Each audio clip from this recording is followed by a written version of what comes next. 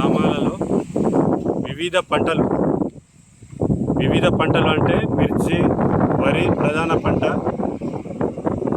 తరువాత బొప్పాయి, మామిడి, ఇతర కూరగాయ పంటలు కూడా తీవ్రమైనటువంటి నష్టం జరిగింది.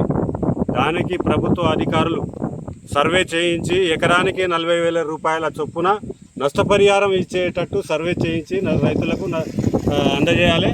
అదేవిధంగా తరువాత ఈ నోటికొచ్చే సమయంలో కూడా ఈ పంట నష్టం జరిగింది. కోతకొచ్చే దశలో మరి రైతులు తీవ్ర ఇబ్బందులు పడుతున్నారు.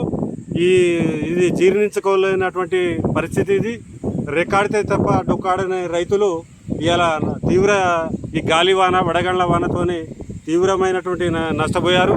అటువంటి దీన్ని దృష్టిలో పెట్టుకొని ప్రభుత్వం వెంటనే సర్వే చేయించి ప్రభుత్వాలను ఆదుకోవాల్సిందిగా మనవి చేస్తున్నాను. నా పేరు కొర్ర గవర్ సింగ్ నాయక్, పర్సనాయక్ తండా.